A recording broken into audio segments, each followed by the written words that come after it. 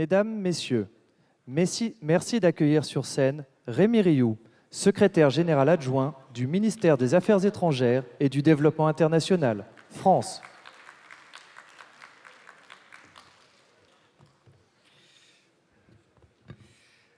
Bien, mesdames et messieurs, bonjour.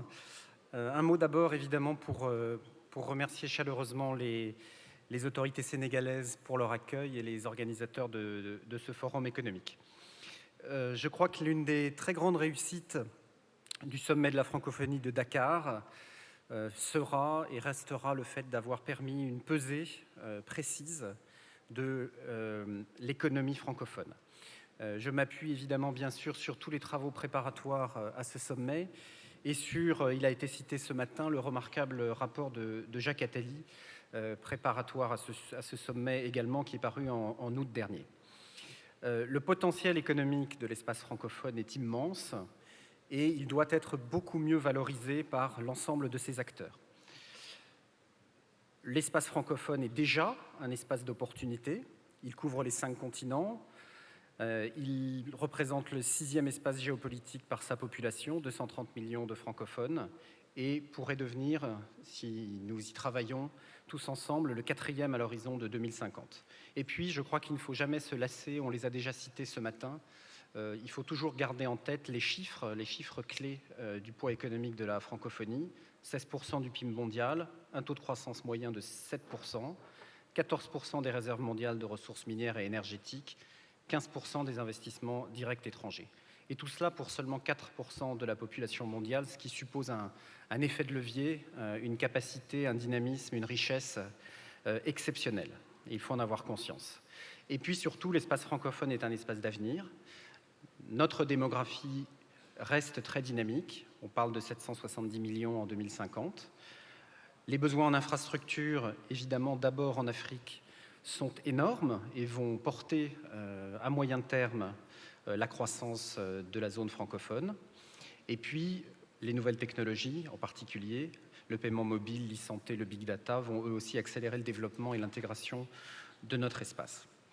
Le rapport de Jacques Attali montre aussi que, le Premier ministre Alain Juppé l'a rappelé ce matin, que tout cela n'est pas acquis et qu'il reste des menaces pour le développement de la francophonie économique et qu'il faut lever. C'est une chance quand on partage nos économies et il faut qu'on parvienne à saisir et à développer un réflexe francophone, un patriotisme linguistique et économique bien compris qui, évidemment, ne doit pas être discriminant vis-à-vis de l'espace non francophone et doit permettre de tirer le meilleur parti des solidarités existantes. La France, et je représente ici le gouvernement français, l'a, je crois, bien compris et a pleinement pris conscience de ce potentiel immense. Le président de la République, lors du sommet, ces derniers jours, je crois, l'a dit bien mieux que moi et bien plus fortement que moi. Vous savez que nous développons à Paris ce que nous appelons une diplomatie économique, donc notamment dans la direction du tourisme, du commerce extérieur, de l'investissement. Nous cherchons à développer l'attractivité de la France pour l'ensemble des acteurs économiques.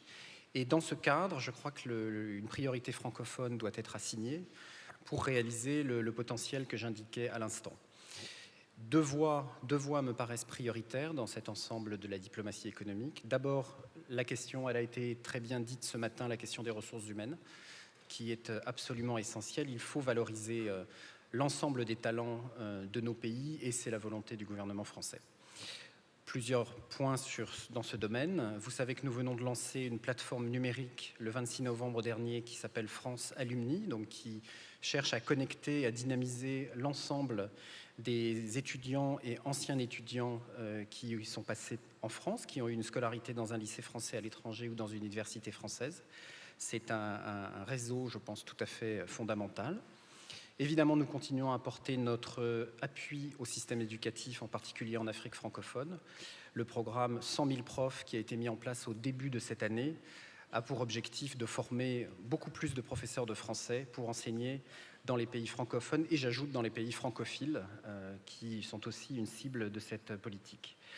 Nous développons aussi autour de France Université Numérique une plateforme pour structurer l'offre de cours en ligne. et la proposer à l'international. Un certain nombre d'établissements français sont déjà pleinement engagés dans cette démarche. Et puis, ça a été également cité par Dominique Lafont ce matin, il faut multiplier les partenariats entre écoles de l'espace francophone. Nous le faisons depuis longtemps, l'École supérieure des affaires de Beyrouth depuis 1996, l'École supérieure des affaires d'Alger, le Centre franco-vietnamien de gestion qui existe également, et puis on peut citer également bientôt l'ouverture d'un campus à Casablanca avec le groupe HEC. Et puis bien sûr nos ambassades multiplient, développent les programmes de bourse orientés vers les formations professionnelles de niveau licence et master dont les pays francophones ont besoin.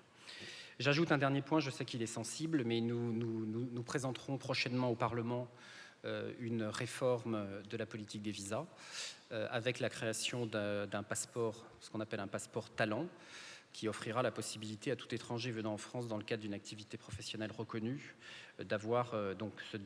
d'arriver, de séjourner selon des modalités privilégiées, et bien sûr les francophones en seront les bénéficiaires naturels. Ça, c'est le premier axe, les échanges, la gestion des ressources humaines. Il faut multiplier les occasions de se rencontrer. J'ajoute aussi, s'agissant de l'Afrique, que la Fondation pour la croissance entre la France et l'Afrique, dont Lionel Zinsou assure en ce moment, et je crois qu'il était là ces derniers jours, la préfiguration, a fait des questions de ressources humaines sa priorité et présentera au début de l'année 2015 des premières actions pour rapprocher notamment les hommes d'affaires et africains et français. Le deuxième axe, c'est l'industrie, c'est les PME. Et donc là, vous savez que nous avons engagé en France toute une politique pour structurer des filières industrielles et de services. Et je crois que ces filières sont très cohérentes avec les priorités de l'espace francophone, telles notamment que Jacques Attali les a définies. L'idée, bien sûr, c'est que les grands groupes emmènent avec eux les petites et moyennes entreprises, les entreprises de taille intermédiaire. On sait que les marchés africains en particulier sont souvent des marchés de PME, et donc il faut arriver à trouver les correspondants qui ont les bons produits, les bonnes méthodes pour travailler avec et investir et aligner les intérêts avec les entreprises du reste de l'espace francophone. Et nous mettons en place l'écosystème qui leur est favorable. Je pense en particulier à une famille qui peut avoir un écho très particulier en Afrique de l'Ouest. Nous construisons une famille qui s'appelle Mieux vivre en ville, qui cherche à associer l'ensemble des entreprises et des métiers autour de l'urbain, du phénomène urbain, qu'il s'agisse depuis les architectes jusqu'aux professionnels de l'eau, du logement, de l'énergie. Sujet toujours très, très prioritaire.